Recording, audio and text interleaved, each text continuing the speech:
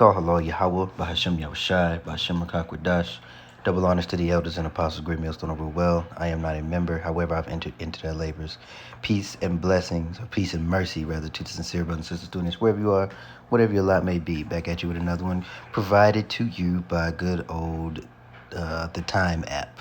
We'll leave it at that. We'll say that. All right, so I'm gonna let this play. It's not very long, but it's very telling.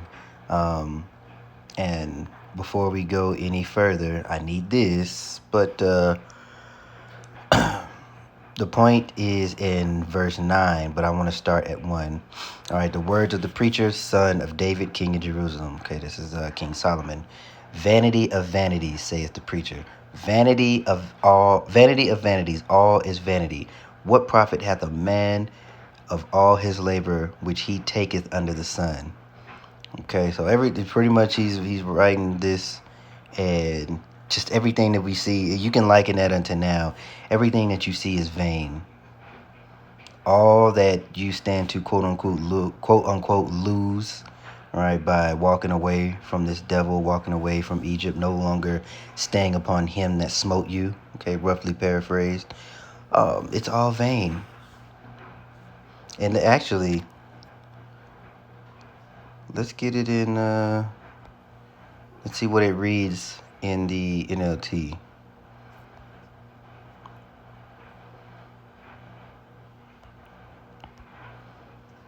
All right, these are the words. Everything is meaningless, says the teacher. Completely meaningless. What do people get for all their hard work under the sun?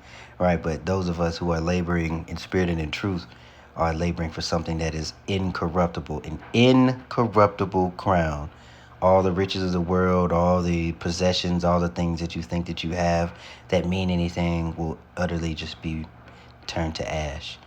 So, I mean, if you believe that. So whether you believe it or not, it's going to happen. But, I'm just saying, if you believe that, you understand that you are working in this, giving your, or coming up under the energy and vibration of Yahweh Bashem Yahushai by reading these scriptures and lining up your life.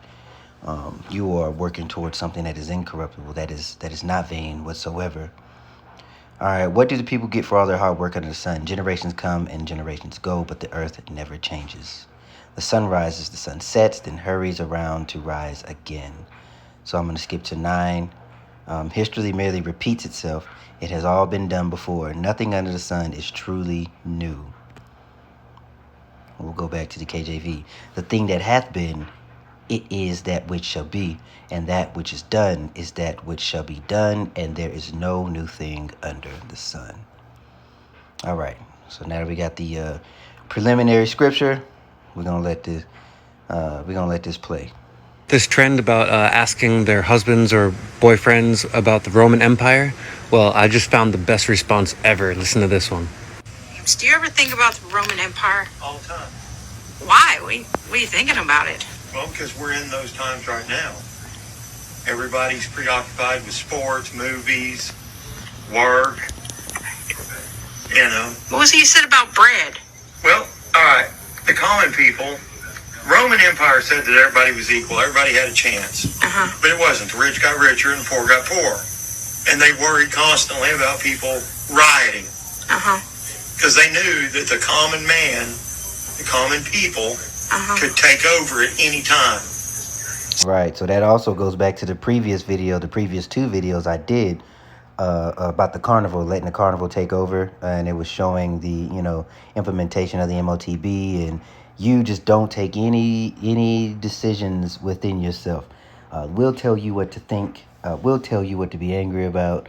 We'll make all the hard decisions. You just sit back and quote unquote enjoy the ride. And I did the second part, which had the Rothschild video, their manifesto that was fact checked, of course, right? It's a mythical, so to speak, a sea theory, but the proof is in the pudding. This is what's actually going on in the world. So the video went in to talk about how they will convince you that their medicine is better, and when you go to them for help, they will give you more poison. They put poison in everything that you do, your skin products, your food, the soap, in the water that you use to bathe your body. because your skin is the largest organ. All right, and then you'll go to their institutions and they'll give you more poisons. They'll keep you dumb. They'll offer certain philosophies and they'll make you think certain things, and people will adopt those philosophies and they will live and or die for those, or kill for those philosophies, right? All the while having everyone at each other's throat. And if that doesn't suffice, then you got the entertainment, right? The bread and circus. And since we just read Ecclesiastes 1 and it talks about vanities, all of these things are vain.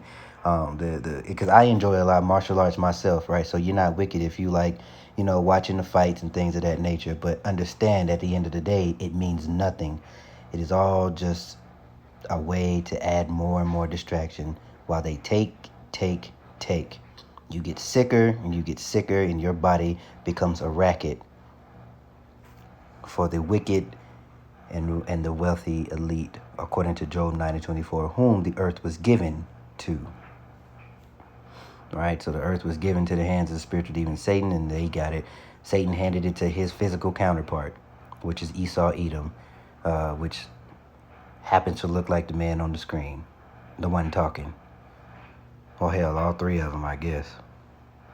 So they would bring them into the Colosseum. But I before I continue, I do need to reiterate that it is not a color thing.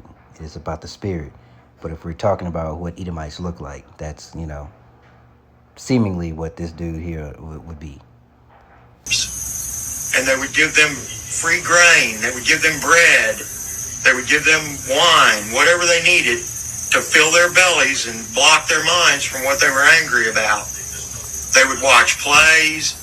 They would watch fights with the gladiators, sometimes for months on end.